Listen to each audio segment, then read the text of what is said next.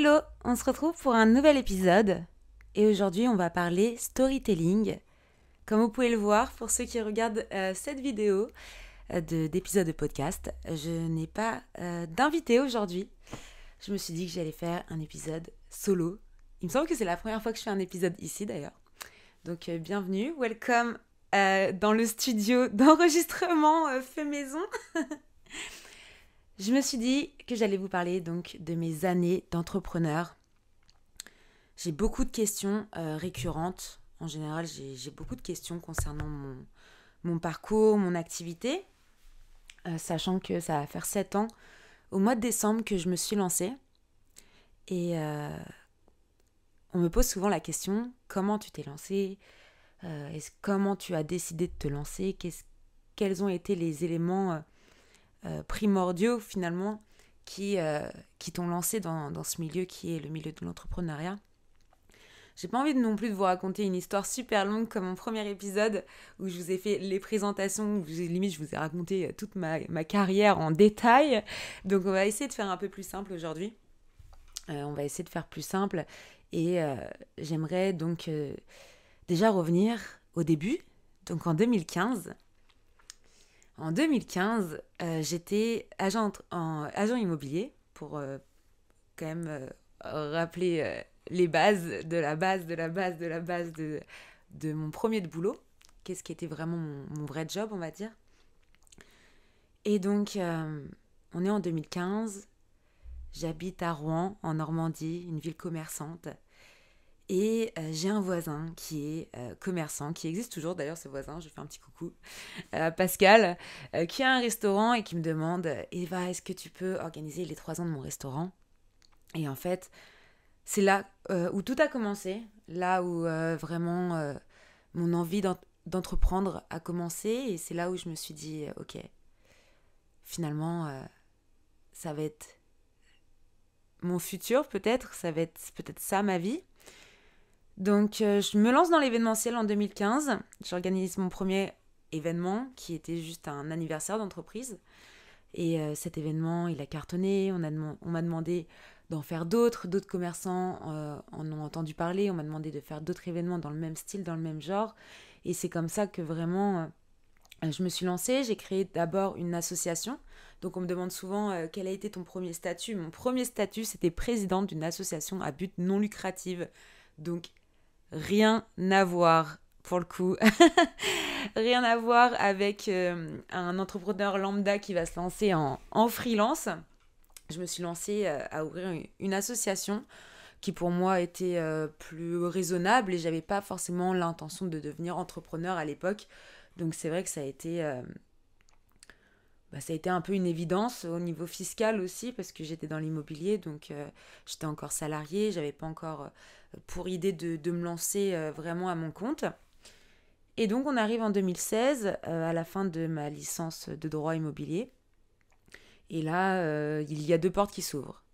Continuer dans le salariat ou me mettre justement en micro-entrepreneur et donc continuer mes transactions immobilières mais sous un autre statut qui n'est pas un statut de salarié. Et donc nous sommes en avril 2016 et je me lance en tant qu'entrepreneur. J'enchaîne donc la semaine l'immobilier, le week-end l'événementiel avec l'association. Et puis plus ça va, plus en fait l'association prend de la place dans mon cœur. Plus ça va, plus je me dis mais en fait j'adore faire ça.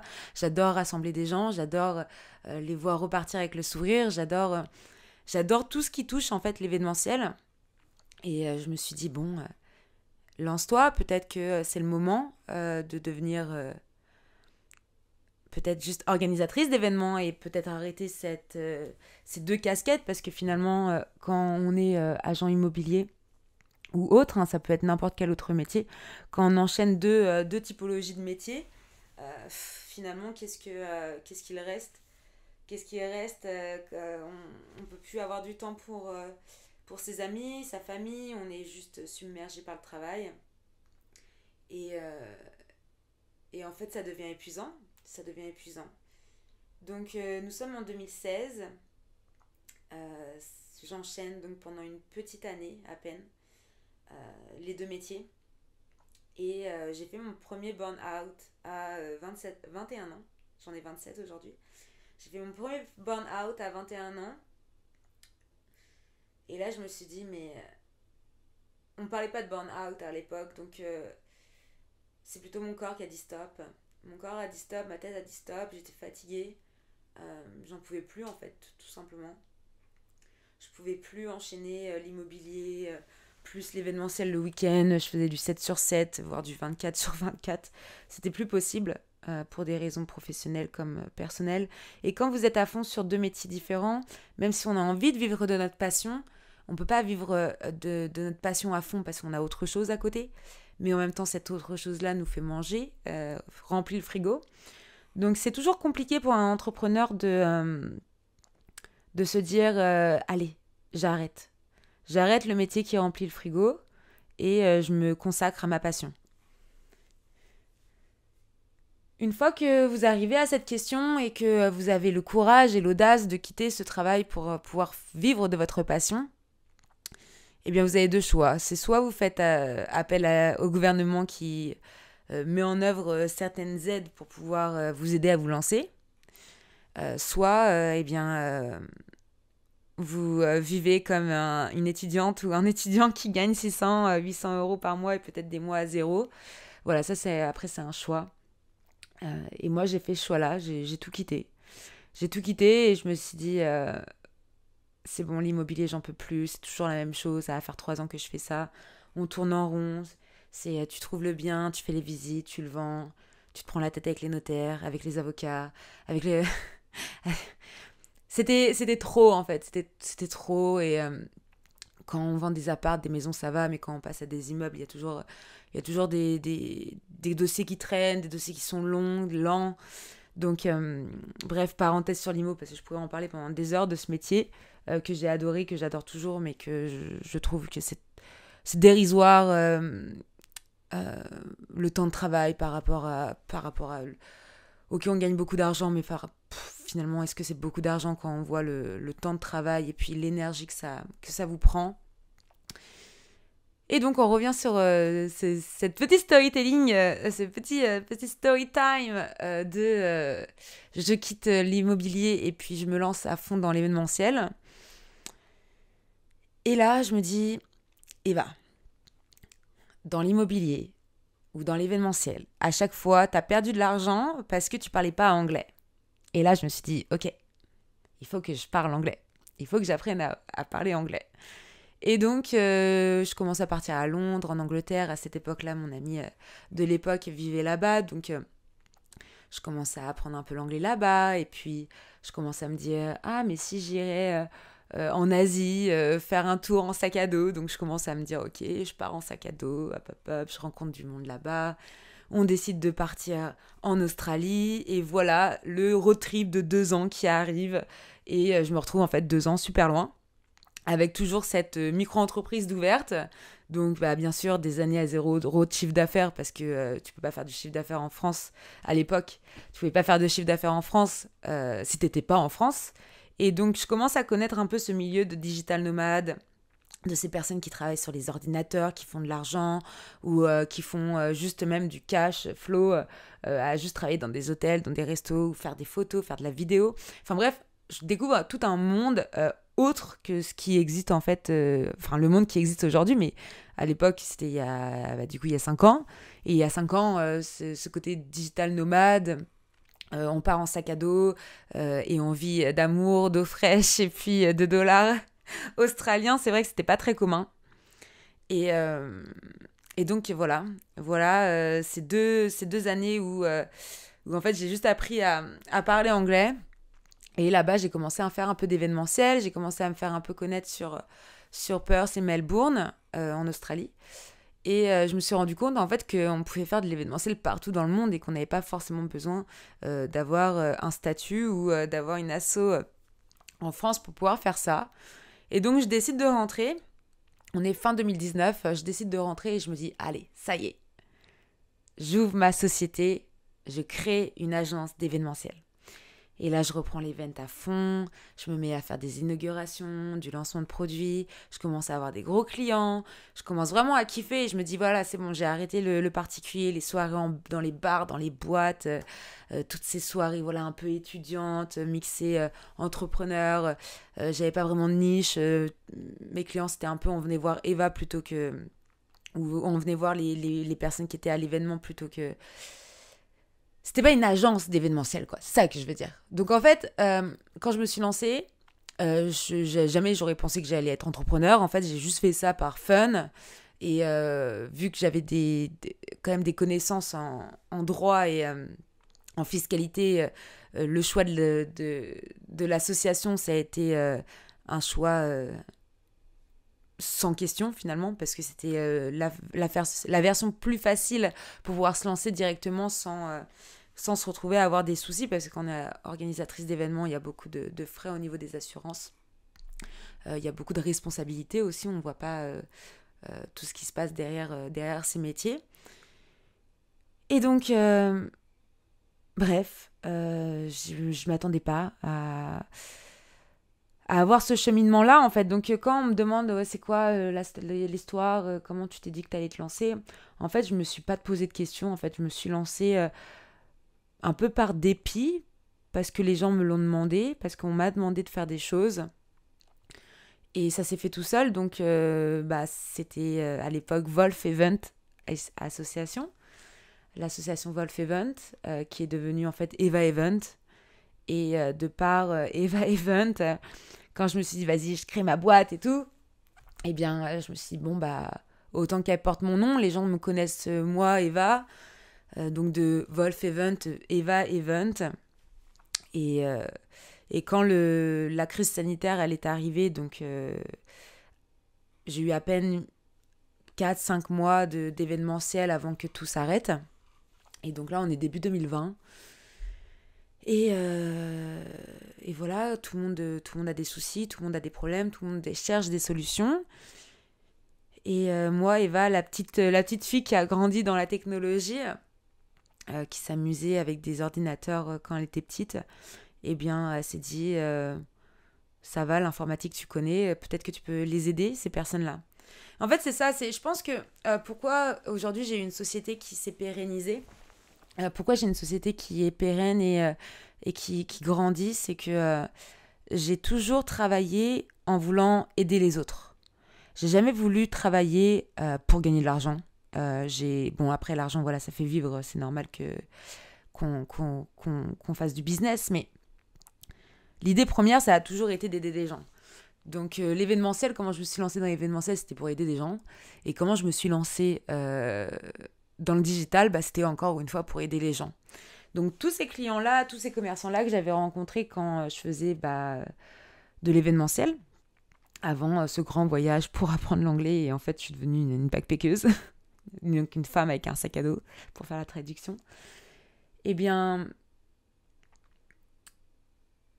j'ai juste en fait aidé à nouveau les gens. C'est que quand il y a eu la crise sanitaire et que tout le monde a cherché des solutions en ligne, des solutions web, c'est là que je suis un peu arrivée à la rescousse et qu'on m'a demandé, est-ce que tu sais faire ça, est-ce que tu sais faire ça, est-ce que tu sais faire des click and collect, est-ce que tu sais faire des sites internet, est-ce que tu sais gérer des réseaux sociaux, est-ce que tu sais faire de la photo, est-ce que tu sais faire de la vidéo. Donc tout ça, je savais le faire. Donc je me suis dit, t'as jamais gagné de l'argent en faisant ça, en fait. Tu l'as toujours fait voilà, pour le kiff. Tu t'es vraiment jamais penché sur la question. Et pour ceux qui me connaissent quand même un petit peu, je suis autodidacte. J'ai fait des études parce que mes parents, c'était un peu la normalité dans ma famille de faire des études. Si t'avais pas ton bac et au moins un bac plus 2 ou un bac plus 3, c'était pas bien. Donc j'ai fait un peu ces études-là par principe, pour qu'on me laisse un peu ma liberté. Et pour dire c'est bon, j'ai fait les études et maintenant je fais ce que je veux. Mais c'est ce côté autodidacte en fait qui m'a poussée à réapprendre à coder réellement des sites internet, à vraiment mettre en place des solutions web pour mes clients. Et donc, on est en 2020. L'année 2020 devient une année pleine de rebondissements parce que j'apprends à faire plein de choses. Je commence à faire de l'argent en faisant des choses finalement que j'aime aussi. Et je me rends compte que l'événementiel c'est terminé, l'immobilier, plus personne vend et achète parce qu'on est tous chez nous confinés et que les banques se crachent. Donc les deux métiers, mes deux piliers sur lesquels je vivais, qui étaient l'événementiel et l'immobilier s'effondrent. Et qu'est-ce qui me reste? Il me reste un ordinateur et moi, mes mains et ma voix. Donc c'est là que tout se passe. C'est là qu'en fait, je me retrouve avec une boîte qui fait 6 chiffres dans une année. Et donc 2020, année test, 2021, année explosion, je dépasse le chiffre d'affaires d'un entrepreneur lambda. Et là, je me dis, waouh, ok, je me pose et je me dis, ok, t'as fait tout ce chiffre d'affaires toute seule, avec des freelances, avec les bons collaborateurs, les bons entrepreneurs, les bonnes personnes. T'as fait un truc cool, quoi. Mais qu'est-ce que tu fais maintenant, en fait? J'ai l'impression que je suis un peu dans ma salle de psy, là. Je suis toute seule, en train de vous raconter ma vie. Que vous écoutez ou que vous regardez, je sais pas trop. On verra les chiffres de cet épisode de storytelling. Mais bref, on arrive, fin 2021 et j'ai continué à voyager 2020-2021. Pour ceux qui me suivent un peu, j'ai commencé à faire vraiment du digital nomadisme. Je suis partie dans plusieurs pays. J'ai fait pas mal de gros voyages, dont les États-Unis, le Mexique et le Costa Rica, où là, j'ai vraiment kiffé cette vie de digital nomade. Mais en fait, c'est ça la problématique, c'est que quand on a une boîte, donc on a une société qui fait beaucoup de chiffre d'affaires, seule, sans frais, parce que du coup, j'ai pas de réel bureau, j'ai pas de salariés, j'ai juste des impôts à payer. Et tu te retrouves avec une boîte qui fait presque 6 chiffres. Et tu continues le digital nomadisme, mais en fait, tu te rends compte que t'es un peu à côté de... T'es un peu à côté de tout ça parce que tu te retrouves avec des digital nomades qui vivent au jour le jour, qui n'ont pas forcément les moyens. Ou sinon, tu te retrouves avec des expatriés qui, eux, ont leur vie sur place de local.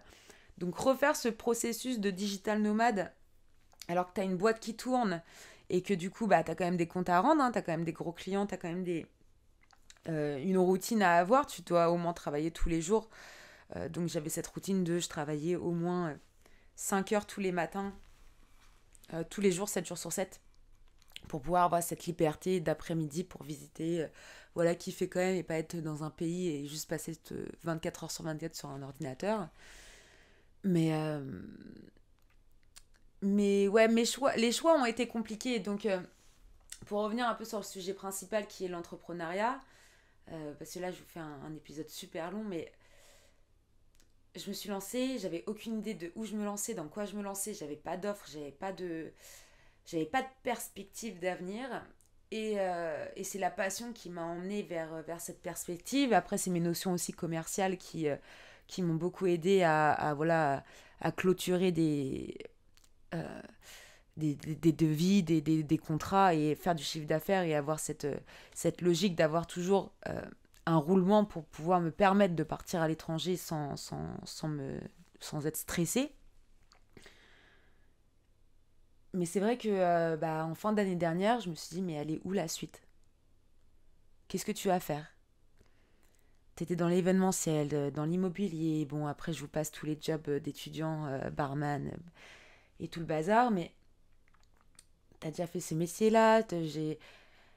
J'avais 25 ans et je me suis dit, mais qu'est-ce que tu t'emmerdes dans ta vie?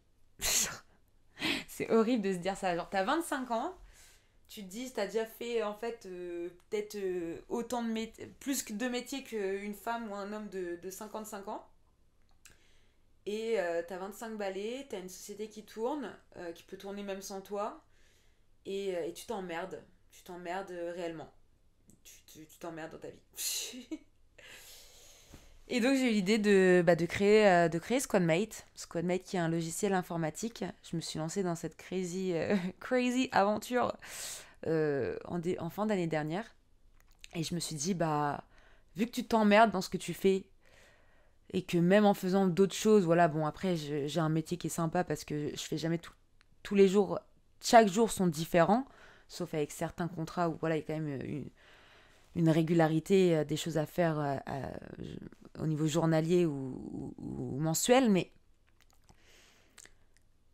je me suis fait le pari fou de réinvestir tout l'argent que j'avais gagné et de l'investir dans ce fameux logiciel informatique que je suis en train de développer.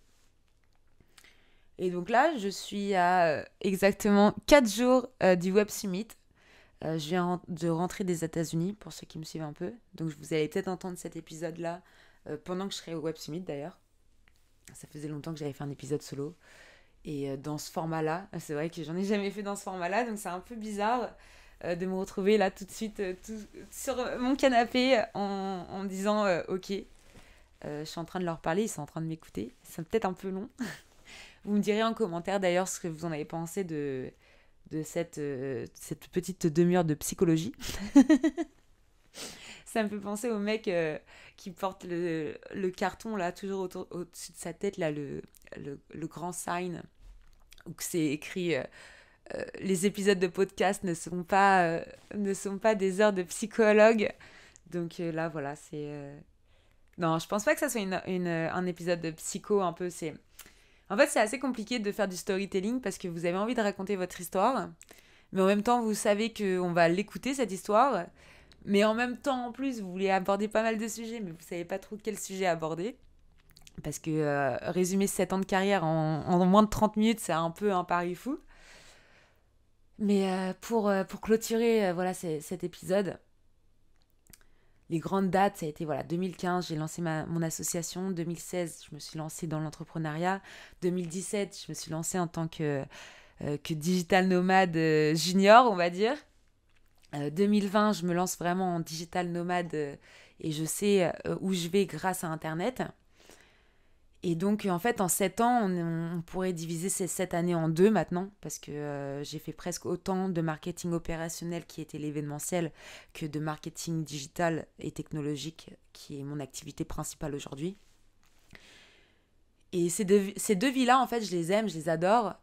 Donc, on peut avoir la dernière date qui est 2022, cette année, où j'ai créé ma première SAS, et une deuxième, du coup, qui est Squadmate. Donc, si je pouvais faire le bilan des 7 ans, j'ai eu beaucoup de hauts et bas. J'ai beaucoup pleuré. J'ai eu beaucoup peur. J'ai eu beaucoup d'angoisse, beaucoup de stress. Et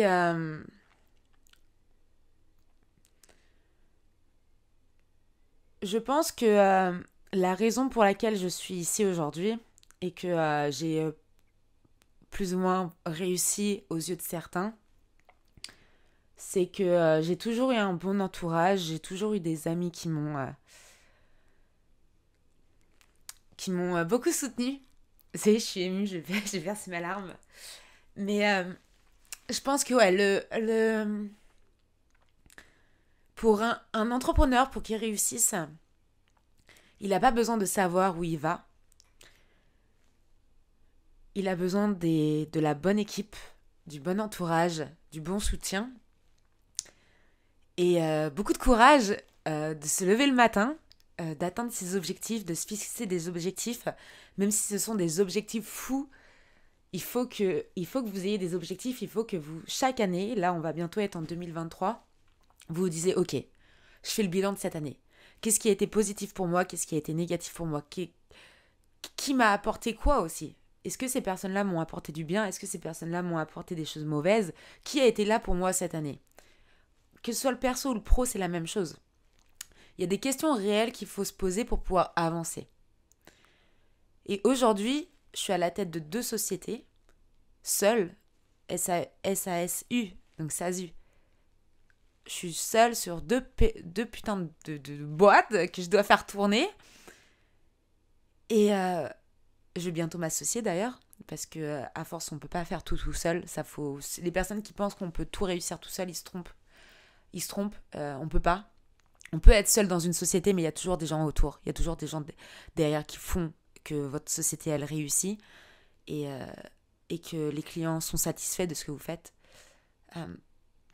Mais voilà, pour toutes les personnes qui ont écouté cet épisode ou qui ont regardé cet épisode sur YouTube, je dirais que il faut croire en soi, il faut pas écouter les autres, parce que combien de fois on m'a dit Eva, tu vas pas y arriver, choisis un vrai métier, qu'est-ce que tu t'emmerdes à faire ce que tu fais, regarde, t'as des diplômes, tu serais mieux de faire X ou X métier, regarde combien tu pourrais gagner, regarde ci, regarde ça, regarde elle, regarde lui. Et en fait, je me suis jamais comparée parce que je me suis toujours sentie un peu différente. Et je me suis concentrée sur une chose, être libre. Je pourrais dire deux choses du coup. Je me suis concentrée sur deux choses pendant ces 7 dernières années. C'était ma liberté et essayer d'être heureuse. Et aujourd'hui, je suis arrivée à ces deux... Mes deux piliers sont concluants parce que je suis libre. Je suis libre de mes journées. Je suis libre de faire ce que je veux, quand je veux, alors que je veux. Et ça, c'est un luxe. Même si demain, même si je refais, parce que j'en ai fait des mois à 0 € de chiffre d'affaires, j'en ai fait beaucoup, beaucoup dans mes débuts, mais je préfère galérer, gagner 0 €, 0 €, 0 €, et le troisième, quatrième, cinquième mois me faire un gros billet, parce que j'ai persévéré, j'ai continué, j'ai pas arrêté, j'ai rien lâché, plutôt que de perdre cette liberté. Après, être heureux, ce deuxième pilier que je me suis fixé en objectif, c'est compliqué d'être heureux quand on est entrepreneur parce qu'il faut apprendre à gérer ses émotions, il faut apprendre à gérer sa vie personnelle, qui est vachement reliée à sa vie professionnelle finalement. Il faut trouver sa stabilité. Et ça, c'est dur de la trouver. Mais voilà, pour ceux qui veulent se lancer ou pour ceux qui se sont déjà lancés et qui se disent qu'ils vont pas y arriver, eh bien, je vous dirais, ouais, vous allez y arriver. Si j'ai pu y arriver, vous allez y arriver. Et ça, j'en doute pas. J'en doute absolument pas. Tout le monde est capable d'arriver à vivre de sa passion. C'est dur, c'est très dur, je le conçois. Mais je vous assure que à force de continuer, d'essayer, de continuer, on y arrive. On y arrive d'une manière ou d'une autre.